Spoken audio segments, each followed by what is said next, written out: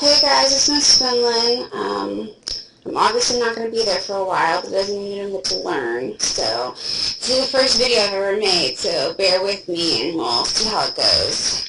We are going to start talking about genetics today. So, let's get started. We're going to start by talking about Gregor Mendel, and he is basically the person responsible for coming up with all the theories of modern day genetics.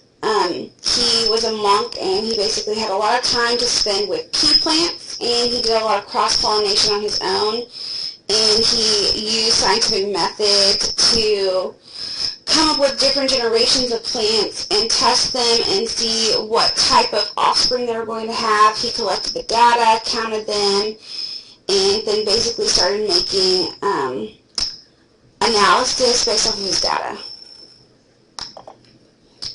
So the first basic experiment that Mendel did is he took two true breeding plants. So when I say true breeding, that means that they've only been bred with similar kinds of flowers. So the white flower here have only been bred with other white flowers. The purple flower here has only been bred with other purple flowers, so they're considered to be true breeding plants. So my first generation, they're going to be called the pea generation, my parental generation. So I took a true breeding white flower and I crossed it with a true breeding purple flower, and I came up with my F1 generation, which is the first set of offspring, and all of those flowers happen to be purple.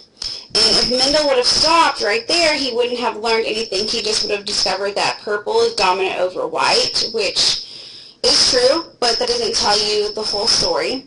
So what he did is he took this first generation of offspring and he self-pollinated them, crossing them, making them have offspring with each other, and he formed what was called the F2 generation, the second set of offspring. So when Mendel crossed these plants, he looked at more than just flower color. He looked at the seeds, the shape of the seeds, the seed color, the types of flowers they had. He looked at 7 different traits, but he's most famous for the experiments he did with the flower color and the seed color and shape.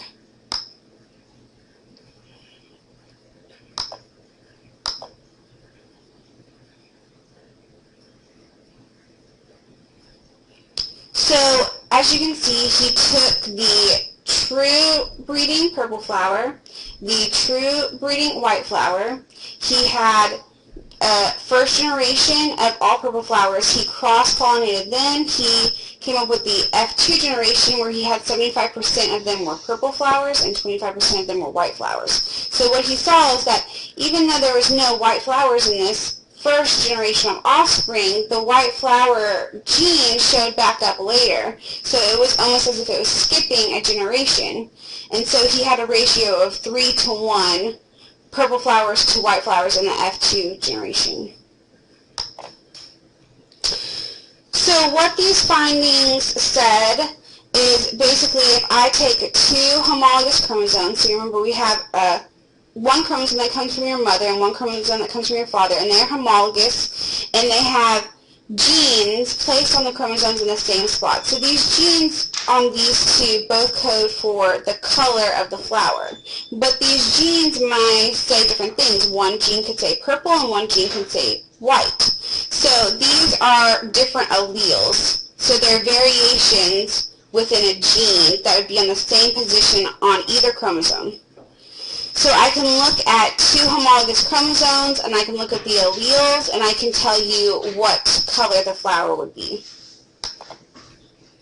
So in Mendel's findings, he found out that if I had 2 homologous chromosomes and they both had different alleles, meaning one had the purple gene and one had the white gene, that there was one that was stronger than the other one. So if he mixed a white and a purple, they didn't make a light purple flower, they made purple flowers. So he discovered that purple was the dominant allele and that white was the recessive allele. So if I were to give them letters, I would give the dominant allele a capital P, and I would give the recessive allele a lowercase p.